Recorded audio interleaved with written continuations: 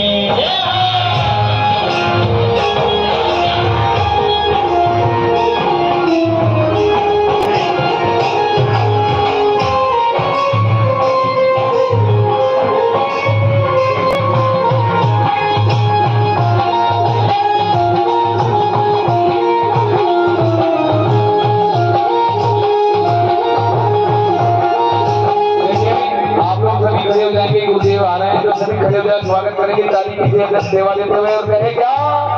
मारे सतगुरु आंगन आया, मारा भागी उसे कर दीना। सतगुरु आंगन आया, भागी उसे कर दीना। मार भरम परम सब जीना, देवारी जाओ रे। मार भरम परम सब जीना, देवारी जाओ रे।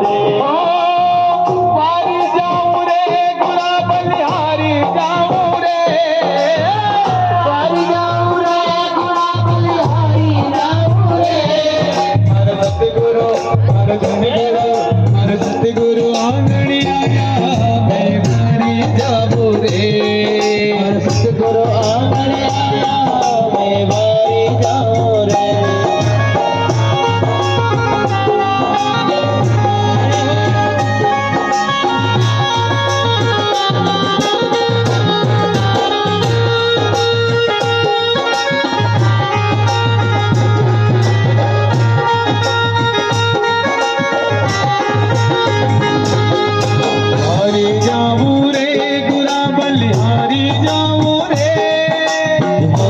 जाओ रे गुड़ा बलिहारी जाओ रे। बारी जाऊं रे, गुड़ा बलिहारी जाऊं रे। मोरे जाओ रे गुड़ा बलिहारी जाओ रे। मार सतगुरु, मार सतगुरु, मार सतगुरु आंगन आया, मैं बारी जाऊं रे। मार सतगुरु आंगन आया, मैं बारी जाऊं रे।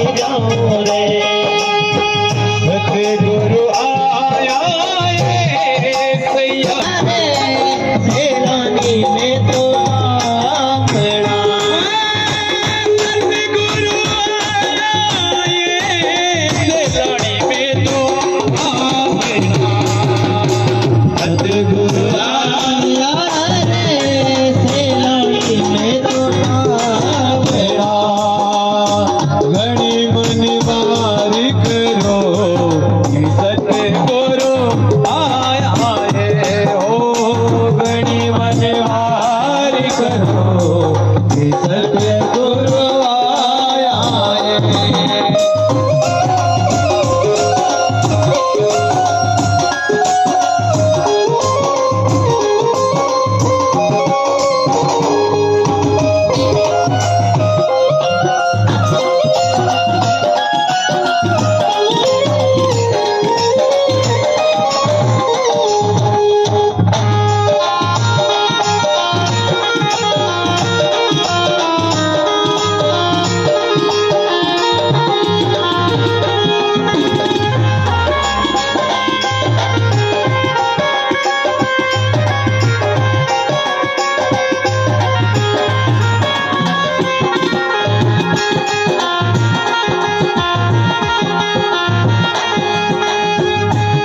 गुरुदेव दया करके चरणों में बिठा लेना गुरुदेव दया करके चरणों में बिठा लेना गुरुदेव कृपा करके मुझको अपना लेना गुरुदेव कृपा करके चरणों में कृपा लेना चरणों में बिठा देना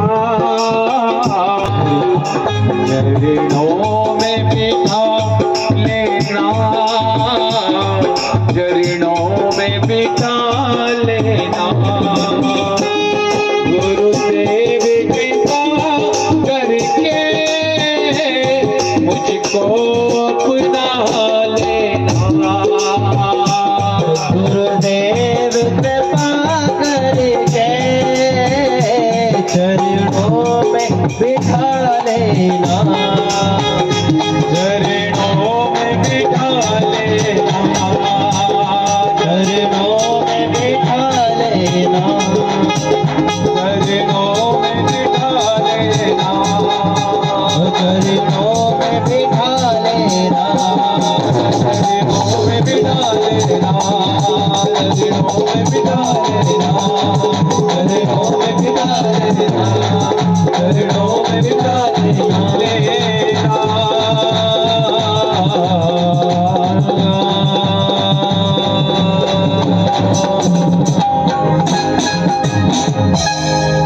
बोल सत्य गुरुदेव भगवान की जय बोल सांवरिया सेठ की जय शंकर भगवान की जय आ जाइए आप लोगों से निवेदन जहां तक मेरी आवाज पहुंच रही है आप लोग शीघ्र कथा स्थल पर पधार जाएं पूज्य श्री गुरुदेव मंचासीन हो चुके हैं समस्त धर्म प्रेमी जनता से निवेदन भक्तों से निवेदन अति शीघ्र कथा स्थल पर पधारिए और पधार कर पूज्य श्री गुरुदेव राष्ट्र संत श्री गोपाल कृष्ण जी महाराज साहब की ओजस्वी वाणी में कथा को रसपान करें और अपने जीवन को धन्य बनाएंगे धन्यवाद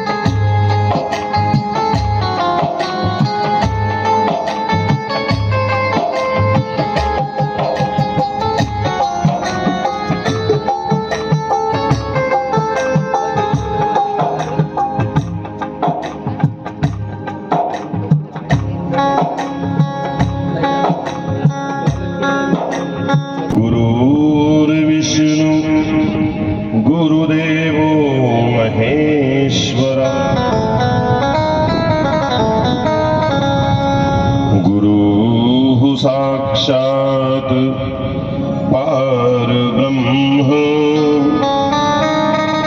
तस्मै श्री गुरुवे नमः। अखण्डमण्डलाकारम् व्याप्तं येन चराचरम् तत्पदं दर्शितं नित्यम् तस्मै श्री गुरुवे नमः।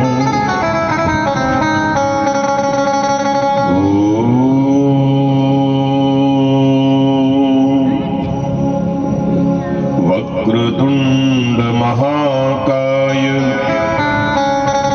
सूर्यकोटि समप्रभ निर्विघ्नं कुरु मे देव सर्वकार्येषु सर्वदा। ओंकार बिंदु संयुक्तम्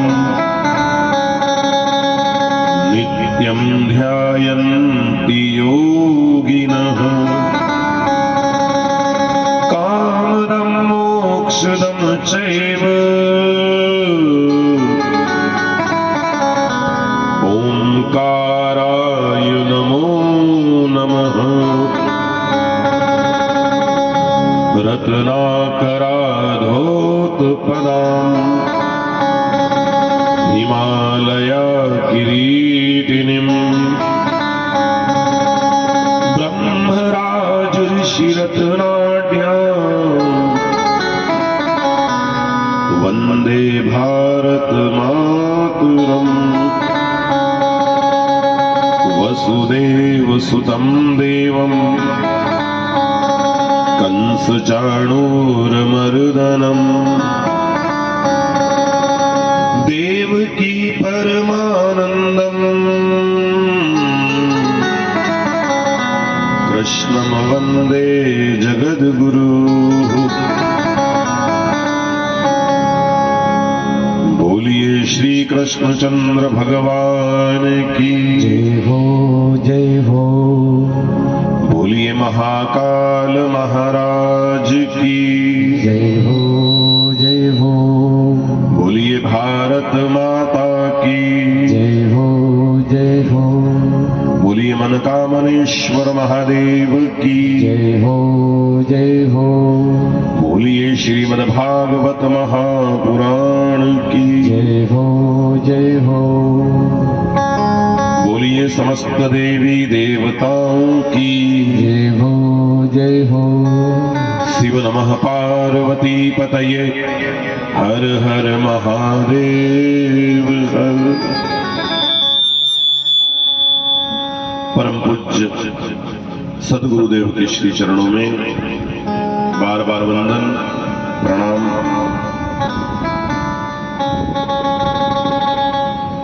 श्री मनकामनेश्वर महादेव और साथ ही जो और भी देवी देवता आपके गांव में विराजमान हैं, उन सभी देवी देवताओं को मैं व्यासपीठ से सादर प्रणाम करता हूं। और जो साधु संत भगत ब्राह्मण देवता आपके गांव में निवास करते हैं, मैं उन सबको व्यासपीठ से सादर प्रणाम करता हूं। बड़ा सुंदर अवसर है और इस पावन अवसर में आप सभी यहां पधारे हैं।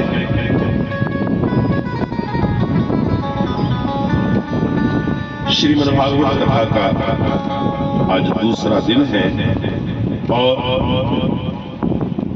दूसरे दिन की इस पावन कथा में मैं आप सभी को निमंत्रण दे रहा हूं। जो भी बाहर गांव से आए हैं उनको भी सादर वंदन है और इस गांव से हमारी जो माताएं बहनें भाई बंधु पधारे हैं उनको भी व्यासपीठ से सादर वंदन करते हैं। विक्रम संवत 2081 चल रहा है और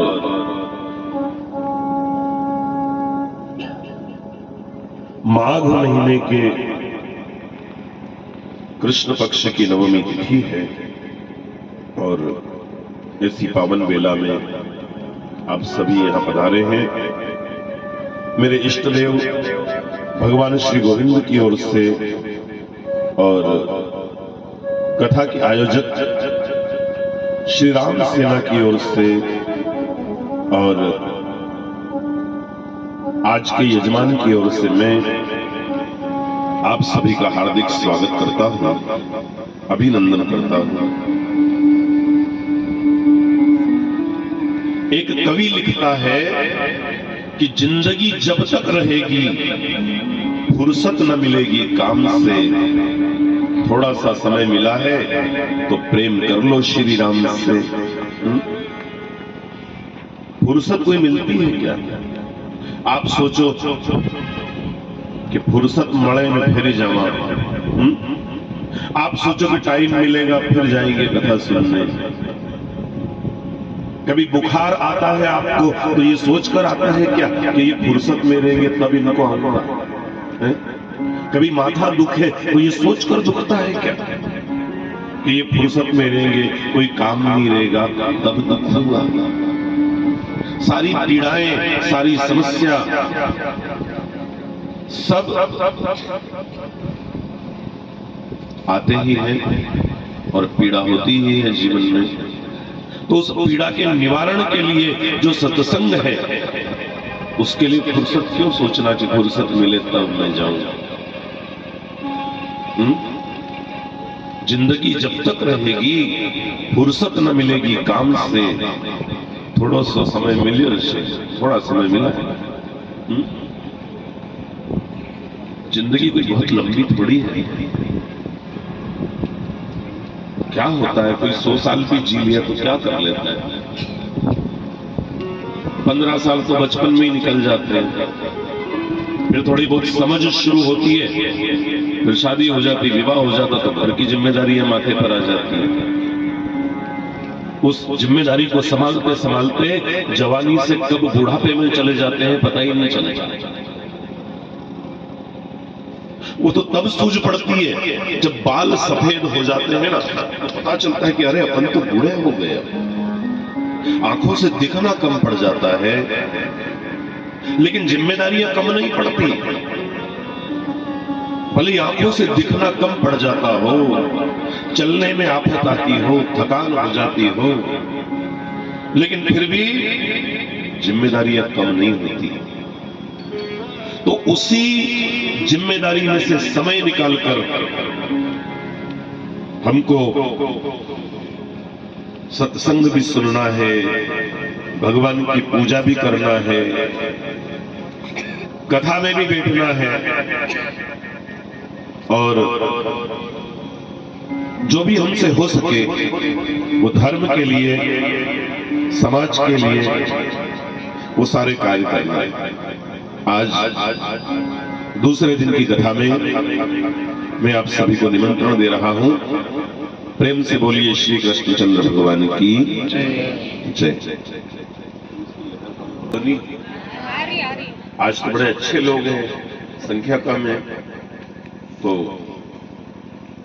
भीड़ मुझे भी कम पसंद है। अभी भाई साहब बोल रहे थे कि कल बड़ी संख्या थी। कम लोगों में जो आनंद आता है, समझ में उनको आता है, और प्रत्येक व्यक्ति को पढ़ सकते हैं अपन कि कौन समझ रहा है, कौन नहीं समझ रहा, किसका मन कहां है। कथा में हनुमान जी को निमंत्रण देते हैं अपन। हनुमान जी को पहचानते हो आप? एक घोटा लेके आते हैं, उनके पास सोटा रहता है और वो आगे नहीं बैठते, सबसे पीछे बैठते। हनुमान जी को क्यों बुलाते हैं पता है? जय जय जय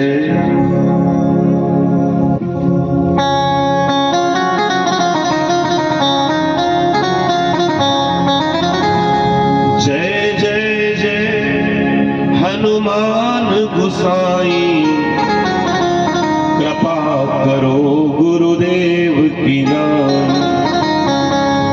जैसे गुरु जी कृपा करते हैं ना, वैसे अगर कोई कृपा करता है तो वो हमारे हनुमान बाबा है। जैसे गुरु अपने शिष्य का लाड़ दुलार और उसके प्रति समर्पण भाव रखता है, ऐसे हनुमान जी भी अपने भक्तों के प्रति। तो हनुमान जी से ये नहीं कहते कि आप राम जी जैसा प्रेम करो, कि आप कृष्ण जी जैसा, नहीं, कृपा करो गुरुदेव की नहीं। जैसे गुरु अपने शिष्य पर कृपा बरसाता है ना, वैसे आप हम पर कृपा बरसाओ। और हनुमान जी अगर आ जाते हैं ना, हनुमान जी की जहां उपस्थिति हो उस जगह की फिर बात ही निराली है। भूत पिशाच निकट नहीं आवे, महावीर जब नाम सुनावे। एक बार अगर हनुमान जी का पल्ला पकड़ लिया तो फिर भूत पिशाच आपके जीवन में आ नहीं सकते। इसलिए हनुमान जी को निमंत्रण कथा में दिया जाता है कि कथा प्रारंभ होत है और सुनो वीर हनुमान, आओ आसन प्रेम से बैठो पवन कुमार। सारे देवताओं को निमंत्रण दिया जाता है, लेकिन हनुमान जी को विशेष निमंत्रण दिया जाता है। निमंत्रण और विशेष निमंत्रण में आप अंतर समझते हो? निमंत्रण मतलब कोई के भी साथ दे दिया, कोई को भी बोल दी कि जाए पत्रिका उनको दे देना, फोन पे के दिया। और विशेष मतलब अपन खुद दे और घर जाके निमंत्रण दिया कि आपको पधारना है। ऐसे व्यक्तिगत रूप से हनुमान जी से कहिए, मनोजवम मारुत तुल्य वेगम जितेन्द्रियम बुद्धिमताम वरिष्ठम वातात्मजं वानरयूथ मुख्यम श्रीरामदूतं शरणं प्रपद्ये। बोलिए हनुमान जी महाराज की जय हो, जय हो।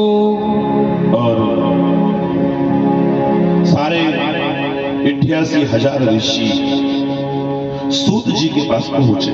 सूत जी नाम के एक संत हैं और सूत जी बड़े ज्ञानी संत हैं।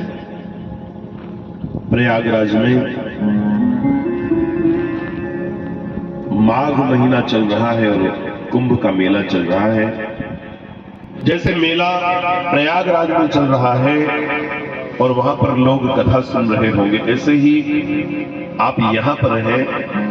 प्रयाग में गंगा यमुना सरस्वती 3 धाराएं मिलती है, तो यहां भी 3 धारा है। एक तो ज्ञान की धारा, एक भक्ति की धारा और एक राष्ट्र प्रेम की धारा।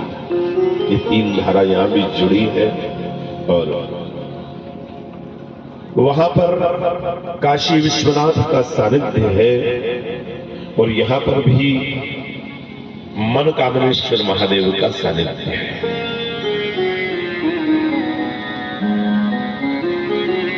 शिव टेकरी पर आयोजित इस श्रीमद् भागवत कथा के दूसरे दिन आप सभी का आत्मीय अभिनंदन करते हुए मैं आज की कथा प्रारंभ करता हूं। प्रेम से बोलिए श्रीमद् भागवत महापुराण की। ये जो भागवत पुराण है ना, बड़ा अद्भुत ग्रंथ है। जीवितों का तो उद्धार करता ही है, मृतकों का भी उद्धार करता है। जो अपने बाप दादा, अपने पुरखे, अपने पूर्वज, जिनका मोक्ष नहीं हो पाया हो, जिनका तर्पण नहीं हुआ हो, पिंडदान नहीं हुआ हो, जिनका 12वां नहीं हुआ हो, जिनकी और्ध्वदेहिक क्रिया नहीं हुई हो, वो पृथ्वी पर भटकते हैं। उनको वैकुंठ में स्थान नहीं मिलता। इसलिए अपने उन सभी पूर्वजों को निमंत्रण दीजिए कि हे पूर्वजों, हे पितरों, आपने बहुत संघर्ष किया हमारे लिए। आपने 800 वर्षों तक मुगलों से संघर्ष किया। आपने 200 सालों तक अंग्रेज ईसाइयों से संघर्ष किया। 1947 में भारत आजाद हुआ, उसके पहले पता नहीं कौन कौन शासक रहे और आपने सबसे लड़ाई लड़ी। आपने मारा भी, आप मरे भी, आप भूखे रह लिए, जंगलों में रह लिए, वन में छुप करके रहे, कभी मारा, कभी मर गए, पलायन किया, भूख सहन की, लेकिन धर्म परिवर्तन नहीं किया। अगर आपने धर्म बदल लिया होता ना पुरखों, तो हम आज भागवत कथा में नहीं बैठे होते, हम भी किसी चर्च में बैठे होते या किसी मस्जिद में बैठे होते। आपकी कृपा से हम आज कथा में बैठे हैं। आपने संघर्ष किया लेकिन धर्म नहीं छोड़ा, तो आज हम भगवान के मंदिर में बैठे। इसलिए हे पूर्वजों, हे पुरखों, ये कथा आपको समर्पित है। ये जो कथा है ना, इसका संपूर्ण फल आपको समर्पित है। हम आप सभी को निमंत्रण दे रहे हैं, हे पूर्वजों, आप अभी पधारो और इस कथा में सूक्ष्म रूप से बैठ करके आसन दिया है हमने पितरों का। तो हे पूर्वजों, आप भी पधारो और कथा सुनो। प्रेम से बोलिए पितृ भगवान की जय। अपने पूर्वजों को, अपनी परी माता, अपने पुरखे, अपने पोलिए सबको निमंत्रण दीजिए। यम ब्रह्मा वरुणेन्द्र रुद्र मरुतः स्तुनवन्ति निर्विस्तवे वेदे साम। लेकिन राजसूय यज्ञ में भगवान कृष्ण गए और वहां पे भंडारा चल रहा था। उन्होंने देखा जीवने में सब लगे हैं, परोसने की सबकी कोशिश है, लेकिन जूठे पत्तल दोने कोई नहीं उठा रहा। भगवान कृष्ण खुद लग गए पत्तल दोने उठाने में। फिर उनको जब पत्तल दोने उठाते हुए देखा तो अन्य लोगों को भी शर्म आई, तो फिर वो भी लगे। छोटे से छोटा काम करने में जो शर्माए नहीं और बड़े से बड़ा काम करने में जो इतराए नहीं। भगवान इतराए भी नहीं करेंगे। छोटे से छोटा काम करने में जिसको शर्म नहीं आती और बड़े से बड़ा काम करने में जिसको घमंड नहीं होता, वो आदमी पूजनीय है। और ऐसा काम भगवान कृष्ण ने किया है। छोटे से छोटा काम भी और बड़े से बड़ा काम। और जिनकी कथा सुन रहे हैं उनसे हमको प्रेरणा लेनी है, सीखना है, शिक्षा लेनी है। ये कथा क्यों है? ये कथा शिक्षा के लिए है कि छोटो काम करवा में संकोच नहीं करना, शर्म नहीं करना। हम गरीब हैं कोई बात नहीं, संपन्न है कोई बात नहीं, साथ कोई भी लेकर नहीं आता, सब यही मिलता है और यही छूट जाता है। जो करोड़पति है ना, वो मरेगा और उसको जलाएंगे तो उसकी भी उतनी ही राख निकलेगी, और जो गरीब है उसको जलाएंगे तो उसका भी राख उतना ही है। ऐसा नहीं है कि गरीब है तो उसकी राख कम रहेगी और अमीर है तो उसकी राख बड़ी रहेगी। गरीब है तो उसकी राख में कुछ नहीं मिलेगा और अमीर है तो उसकी राख में सिक्के में सोने चांदी मिलेंगे। ऐसा कुछ नहीं। कितने भी गहने पहने हो ना, जलाने से पहले सब हिड़ देते हैं, कुछ भी साथ में नहीं चलता। एक सत्य घटना बता रहा हूं। एक जगह अंतिम संस्कार में मैं गया, जल्दी करो, लेट हो गए, 11 बज गए, जल्दी करो जल्दी करो। एक बोला कि इनकी बेटी थोड़ी दूर ब्याही है, वो आ रहे, रुको ना। लोग नेता बन गए वहां पर। अरे वो क्या जिंदा कर देगी क्या? मैं रात भर से परेशान हो रहे लोग, मैं जलाओ जल्दी, तुम तो मैं सबको काम पे जाना, मैं करो जल्दी। वह भैया चलो। अब शमशान में पहुंचे, चांदी की कड़ी पहने थी डोकरी पांव में, तो निकले में पूरी कोशिश करे, वो इकट्ठी हो गई। सुनार बुलवाया, सुनार दूर से आएगा। सुनार आया, वो साधन लेके 2-2.5 घंटे लगे। इतने में तो वो उसकी लड़की भी आ गई थी, सबका मिलना जुलना हो गया। मैंने कहा जलाओ नहीं, बोले वो सुनहरा आ रहा है। तो 2-2.5 घंटे सुनार आया, पांव की कड़ी काटी और निकाली, उसके बाद डोकरे को जलाया। व्यक्ति के लिए नहीं रुक रहे थे, लेकिन गहने निकालने के लिए। ये मनुष्य जीवन की सच्चाई है, नोट कर लेना। जिनके लिए जीवन भर तुम कमाओगे ना, एक समय ऐसा आएगा जब ये सब तुमको जला करके चल पड़ेंगे। जब तन से उठेगी ज्वाला, कोई पास न आने वाला। तब तन से उठेगी ज्वाला, कोई पास न आने वाला। जब तन से उठेगी ज्वाला, कोई पास न आने वाला। ओ तब तन से उठेगी ज्वाला, कोई पास न आने वाला। ऐसे कई दोस्त हैं आपके जीवन में जो कहते हैं, अरे यार क्या बात करता है, जहां तेरा पसीना गिरेगा वहां मैं खून बहा दूंगा। ऐसे कई दोस्त हैं, लेकिन उस समय जैसे ही आंच लगी, सूखी लकड़ियों ने आग पकड़ी और गर्मी लगेगी ना, तो वो झाड़ की छाया ढूंढेंगे, चलो उधर छांव में बैठते हैं। जब तन से उठेगी ज्वाला, कोई पास न आने वाला। ओ तब तन से उठेगी ज्वाला, कोई पास न आने वाला।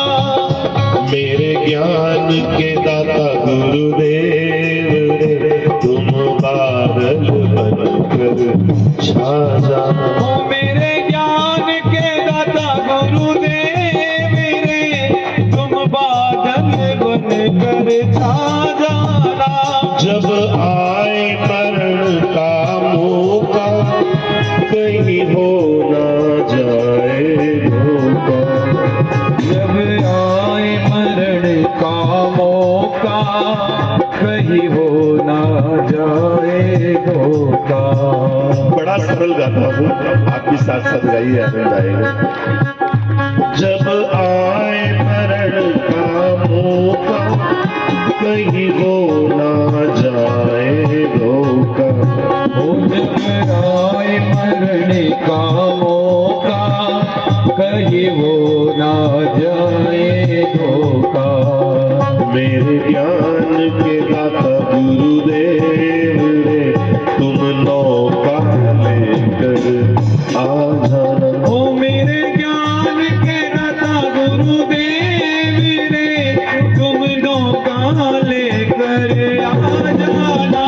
भक्तों की सुन के पुकार रे, गुरुदेव वहाँ पर आ जाना। ओ भक्तों की सुन के पुकार रे, गुरुदेव वहाँ पर आ जाना। बोलिए सदगुरुदेव भगवान की जय हो, जय हो। इसलिए जिंदगी भर जिनके चक्कर में पड़कर तुम भगवान को छोड़ रहे हो ना, जिंदगी भर जिनकी चक्कर में उलझकर तुम सत्संग को छोड़ रहे हो ना, जब तुम पर विपत्ति आएगी तो वो सब तुमको छोड़ देंगे। इसलिए भगवान को मत छोड़ना, सत्संग को मत छोड़ना। हमारे लाडले भक्त श्रीमान पीड़ू जी बारिया और हमारी लाडली गुड़िया दीना इंदौर पढ़ती है, वहां से कथा श्रवण करने के लिए विशेष आज पधारे। बहुत बहुत स्वागत है आपका। और भी आसपास के ग्रामीण अंचलों से हमारी माताएं बहनें भी आई हैं और भाई भी आए हैं। आप सबका स्वागत है। हमारे मंदिर के पुजारी श्रीमान मदन भाई, आपका नाम क्या है स्वामी जी? वाह, हमारे मदन भाई जो भगवान शिव की पूजा करते वो भी बैठे मंच पर, उनको भी प्रणाम है। और अपने अमूल्य समय में से समय निकालकर हमारे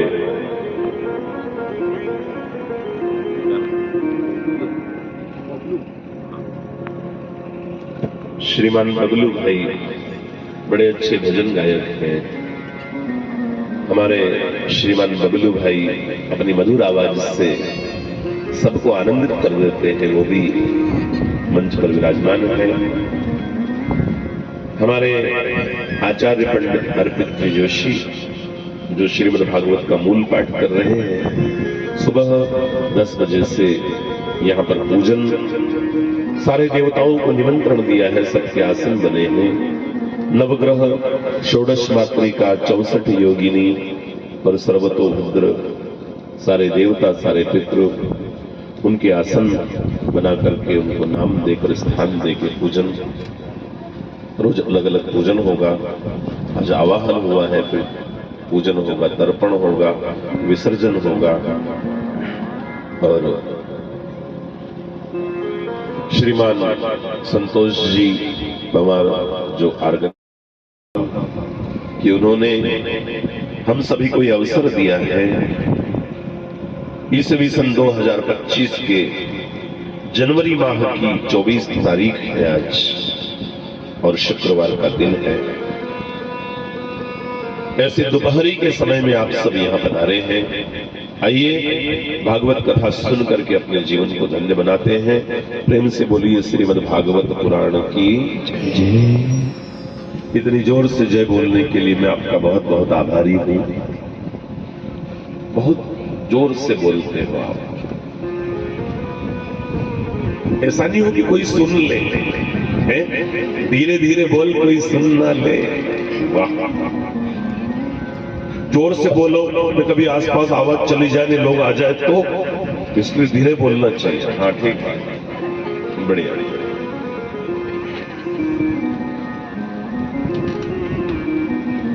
तो सूत जी कहते हैं कि ऋषियों, एक आत्मदेव नाम का ब्राह्मण था, बहुत अच्छा विद्वान पंडित, नाम था आत्मदेव। और आत्मदेव जी की एक पत्नी भी थी, पत्नी का नाम था धुंधुली। धुंधुली पत्नी का नाम था। और आत्मदेव जी का घर बड़ा सरल जीवन था आत्मदेव जी का। दोनों पति पत्नी रहते थे घर में। आत्मदेव जी तो कहीं पूजा पाठ करवाने जाते, कहीं हवन कराने जाते, कहीं कथा करवाने जाते, लेकिन कहीं से भी आते थे ना घर, तो जो उनकी पत्नी थी धुंधुली, वो उनसे लड़ाई करती थी, रोज झगड़ा करती थी। वो बेचारा इस उम्मीद से आता कि चलो आज घर पे कुछ अच्छा भोजन बना होगा, और वो जला के रोटी रख देती थी, ले खा ले। रोज झगड़ा दोनों के बीच में। देखो, पति और पत्नी इस गृहस्थी रूपी गाड़ी के दो पहिए हैं, और दोनों के बीच में प्रेम रहना चाहिए, लड़ाई झगड़ा नहीं रहना चाहिए।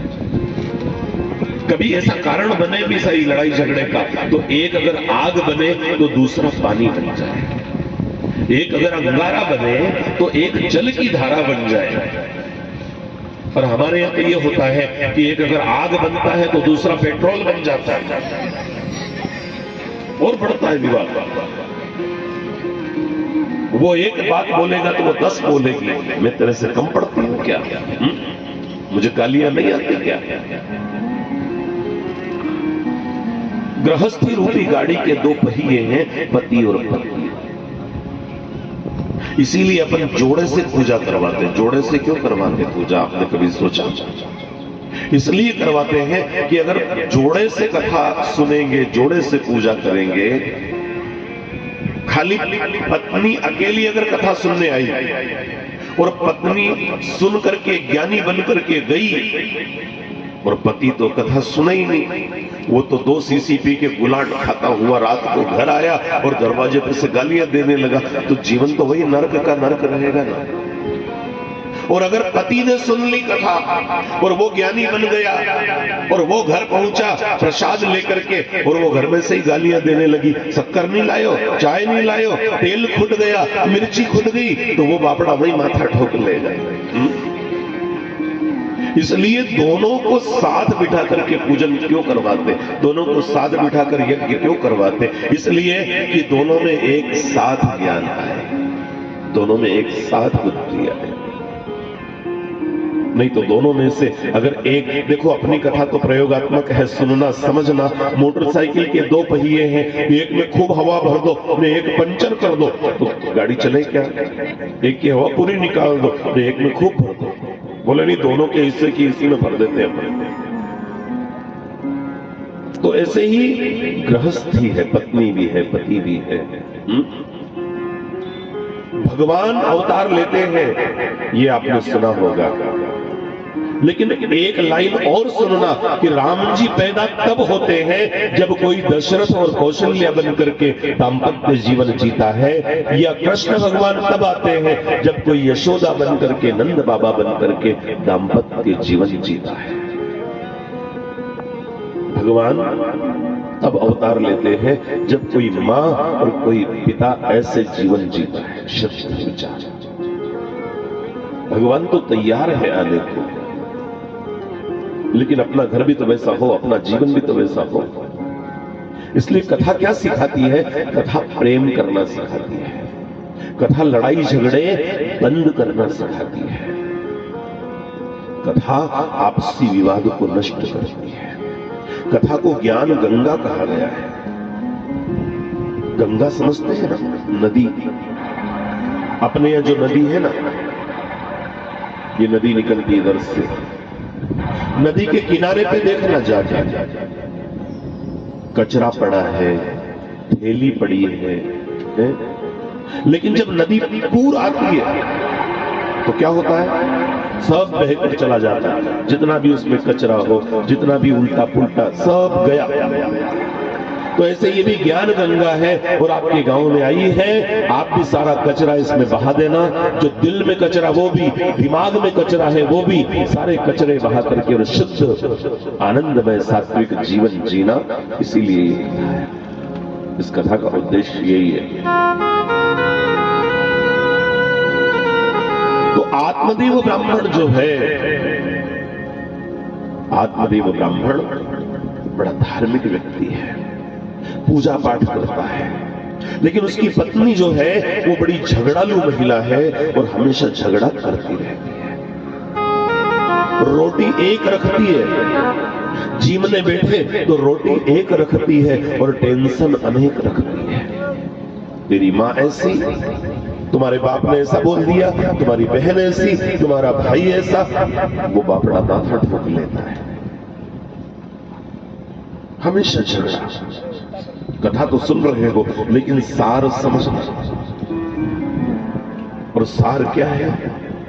3 चीजें बड़ी महत्वपूर्ण है जीवन में, समझ लेना। एक तो है पति, एक है पुत्र और एक है पड़ोसी।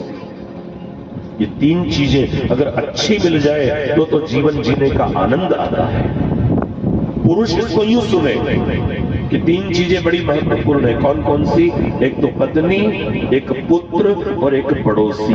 ये 3 चीजें जो है ना, अगर अच्छी मिल जाए तो जीवन जीने का आनंद आ जाता है। और ये 3 चीजें अगर बेटी ढूंढी मिल जाए तो पूरा जीवन खत्म हो जाता है और जीवन में कभी आनंद नहीं आता। एक छोटी सी घटना मुझे याद आ रही है। एक बार उज्जैन से इंदौर बस में बैठकर जा रहा था, पुरानी बात हो गई, शायद 2013 या 14 की बस में बैठकर मैं जा रहा था तो बस में भीड़ बहुत थी, पूरी बस भरी फुल, भीड़ बहुत। तो वो जो कंडक्टर था उसको कहीं दया आई होगी अपने कपड़े लत्ते देख के, बोले बाबा है। तो उसने कहा कि क्यों रे, कोई सांवेर उतरने वाला है क्या? सांवेर मतलब एक बीच में कस्बा आता है उज्जैन और इंदौर के बीच। उसने कहा कोई बीच वाला है क्या? तो एक बोला, बोले हाँ। तो चल तू खड़ा हो जा, बाबा को बिठा दे। वो खड़ा हो गया और 2 की सीट थी, मैं बैठ गया और बस भरने लगी। थोड़ी देर में तो बस फुल और चलती बस चली। अब जैसे ही बस चली ना, तो अभी तक जो आदमी मेरे पास में बैठा है इसका मुंह उधर था, लेकिन जैसे ही बस चली तो इसने मेरी तरफ देखा और जो उधर खिड़की की हवा आई एकदम से ऐसा धक्का आया, हल्को हल्का यूं करना पड़ा मेरे को। ऐसे खूब चढ़ा रखी थी उसने, दारू पी रखी बहुत सारी, और जैसे ही उसने इधर मेरी तरफ देखा तो मेरे को ऐसे करना पड़ा। उनका अब क्या होगा? बुरी तरह से बदबू आ रही। मैंने सोचा थोड़ी देर अब उठ के जाऊं तो कहां, जाना भी जरूरी, टाइम से पहुंचना, दूसरी बस फिर 1 घंटे बाद। तो मैंने सोचा कि इसके पास बदबू है, देखो जिसके पास जो रहता है वही तो बांटता है ना। इसके पास दुर्गंध है तो ये वो बांट रहा है, तेरे पास भी तो सत्संग की खुशबू है तो तू वो बांट। देखा ठीक है, अंदर से आवाज आई। तो वो जो आदमी था उससे मैंने की कि दादा राम राम। वो बड़ा मेरे पे एहसान करने जैसा बोला, राम राम। मैंने कहा कौन से गांव जा रहे हैं आप, कहां जाओगे? तो वो तो एकदम से भटक गया, बोले तुम्हारा कहीं करना, तुम क्या कहीं करना हूं, कहां जाइए? हाँ ये बात तो सही है, हमारे कहीं करना। एक छोटी सी शुरुआत जो मैंने की थी ना कोशिश, वो वहीं की वहीं खत्म हो गई। न वो बोला न मैं, जैसे तैसे बैठा रहा। मैं भी मैंने कहा चलो 1.5-2 घंटे में तो उतरेंगे सही। आखिर अरविंदो से आगे निकल गए, इंदौर आने वाला था तो मेरे से रहा नहीं गया। मैंने उससे कहा, मैंने कहा दादा एक बात और बता दो खाली बस। क्या? वो बोला क्या? मैंने कहा आपकी शादी हो गई? वो क्यों? मैंने ऐसे ही पूछ रहा हूं, बता दो, हुई हो तो हाँ कह दो, नहीं हुई हो तो ना कह दो। वो बोला कि हो गई। हो गई? हो। मैंने कहा मेरी तरफ से काम करोगे आप? वो बोला क्या काम करना है?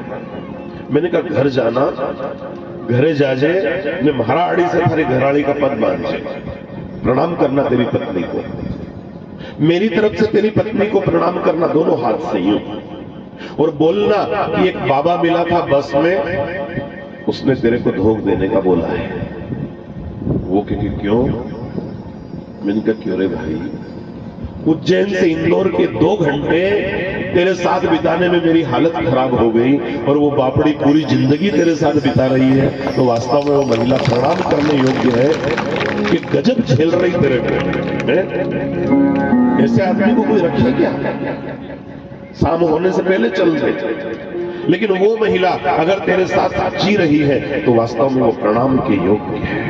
मेरी ओर से प्रणाम करना। वास्तव में धन्यवाद है इन माताओं बहनों को कि कैसा भी आदमी हो। लेकिन वो जो धुंधुली नाम की महिला थी वो बड़ी झगड़ालू थी और मुझसे खूब लड़ाई करती थी। आत्मदेव जी गुरु के पास गए। संतों के पास सब समस्याओं का हल होता है, तो उन्होंने सोचा कि गुरु से अपन बोले जाकर के, शायद गुरु के पास समस्या का हल हो। ये कवर है क्या इसको पहनाने का भैया?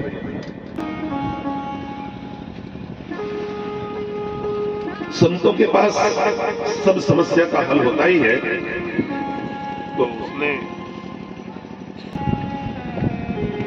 संतों के पास समस्याओं का हल होता है, तो उसने एक गुरु जी को ढूंढा। गुरु जी के पास गया, गुरुदेव मेरे को बड़ी समस्या है। बोले क्या समस्या है? मेरी पत्नी झगड़ा करती है। गुरुजी ने कहा क्यों करती है? बोले ये नहीं पता। कितने बच्चे हैं तुम्हारे? बोले एक भी नहीं है गुरुजी। हाँ तो इसीलिए करती होगी और क्या, भाई संतान तो चाहिए ना घर में। तो तुम एक काम करो, मैं तुमको एक मंत्र देता हूं। एक मंत्र दिया। मंत्र में बड़ी ताकत होती है भाइयों बहनों। मंत्र महामणि विषय व्याल के, मेटत कठिन कुअंक भाल के।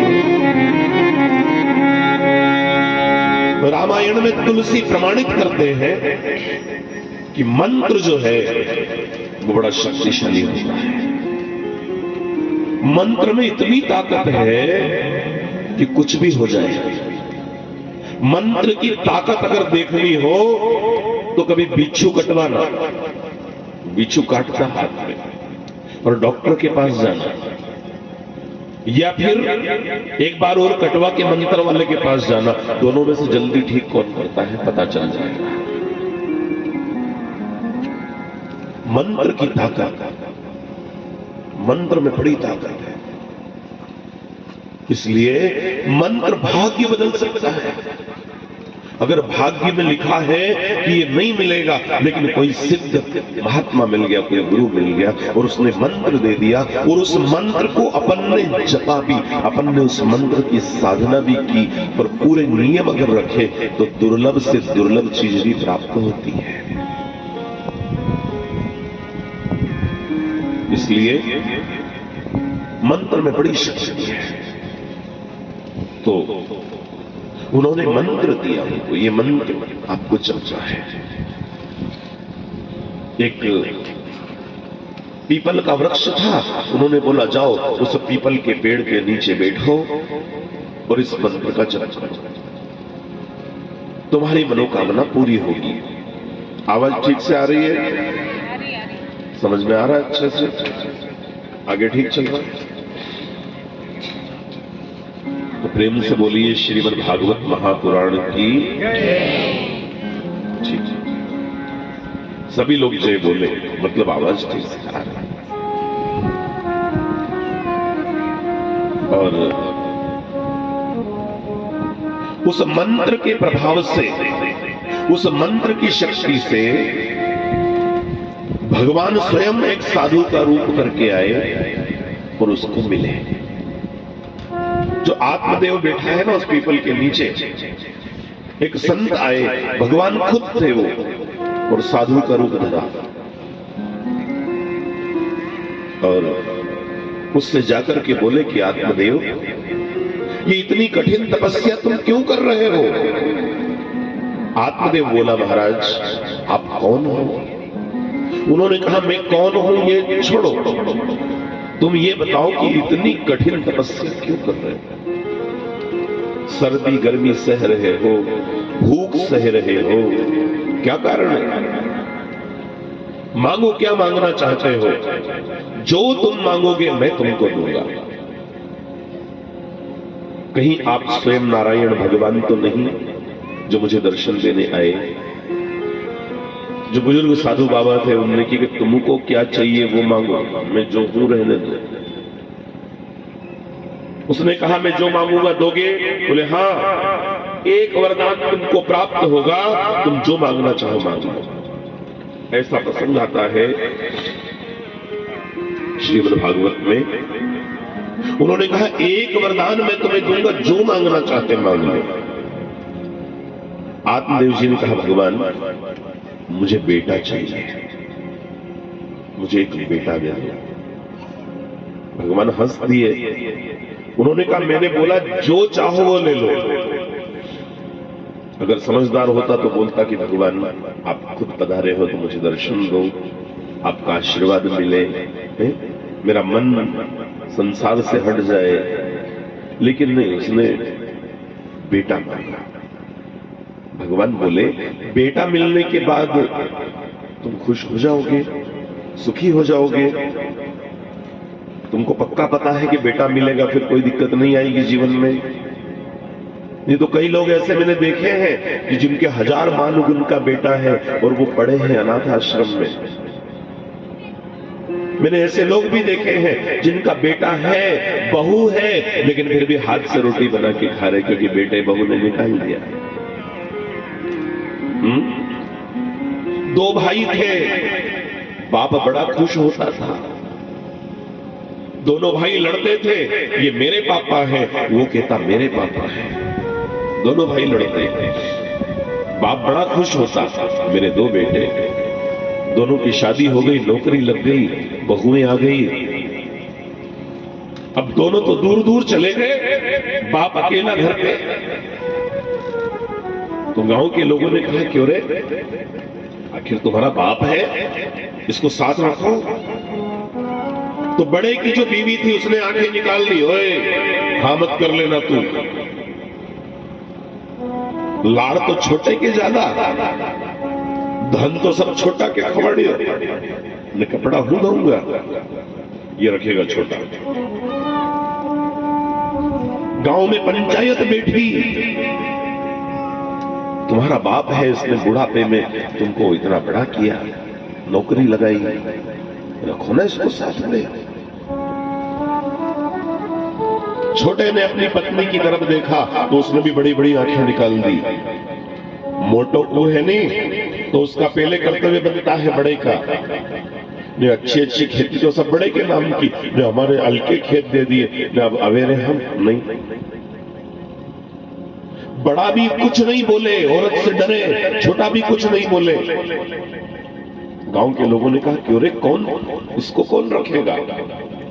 कोई भी हानि करे तो फिर पंचायत ने निर्णय करा कि 15 दिन रोटी ये देगा और 15 दिन रोटी इसके यहां खाना। 15-15 दिन दोनों के साथ डोकरे को रहना है। पंचायत ने निर्णय दिया, 15 दिन बड़ा भाई, अगले 15 दिन छोटा भाई। लेकिन आपको सुनकर क्या आश्चर्य होगा, 1 तारीख से 15 तारीख तक बड़ा भाई रोटी देता था और 16 से 30 तक छोटे भाई की पत्नी रोटी बनाकर देती थी। जिस महीने में 31 तारीख होती थी उस दिन डोकरे को भूखा रहना पड़ता था क्योंकि दोनों ही नहीं देते।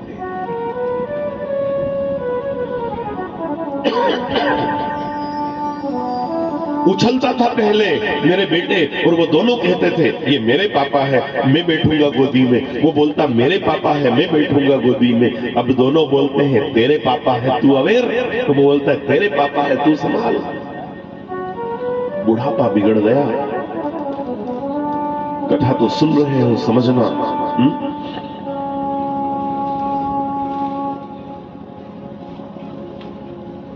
1 लख पूत 1.25 लाख नाती, उस रावण घर दिया न बाती, कोई नहीं बचा। जिनके एक इशारे पर 1000 लोग हाथ जोड़ के खड़े रहते थे, आज उनके कोई दिया लगाने वाला भी नहीं है। जिनके महलों में, एक कवि लिखता है कि जिनके महलों में हजारों रंग के फानूस जला करते थे, आज उनकी कब्र को दिया भी मयस्सर नहीं। इसलिए अहंकार रहित जीवन जियो, घमंड बिल्कुल मत करो। कसो घमंड है, खबर नहीं है पल की तो कौन जाने कल की। अभी कोरोना कालखंड बीता थोड़े दिन पहले, आप क्या अछूत मानोगे किसी को ने, क्या अस्पृश्यता ने, क्या अबड़ाना तो कोरोना कालखंड में देखा था हमने। बाप बेटे को नहीं छुए न बेटा बाप को नहीं छुए, सब बैठे हैं और जरा सी छींक आ गई किसी को तो 10 कदम दूर हट जाते हैं उससे कि ऐसा नहीं हो कि इसको कोरोना हो। जब से ट्रेन चली थी भारत में, आपको पता है पहली रेलगाड़ी भारत में कब चली थी? 1858 में, मुंबई और ठाणे के बीच। तब से लेकर आज तक कभी रेल बंद नहीं हुई थी, लेकिन इस कोरोना में रेल भी बंद, बसें भी बंद, हवाई जहाज भी बंद, दुकानें भी बंद, और अस्पताल में कोई मर जाए तो उसको उठाए नहीं हो।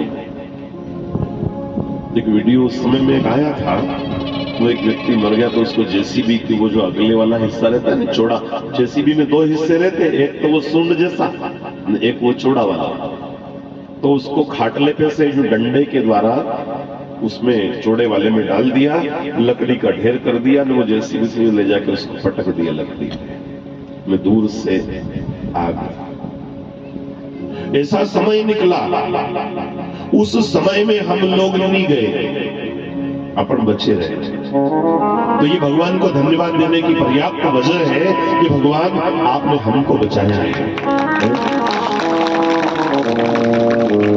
क्योंकि भगवान को मालूम था कि शिव टेकरी अम्बा में कथा होगी तो इनको वहां जाना है, इसलिए इनको बचाओ, इनको मत लो, आपको नहीं लिया।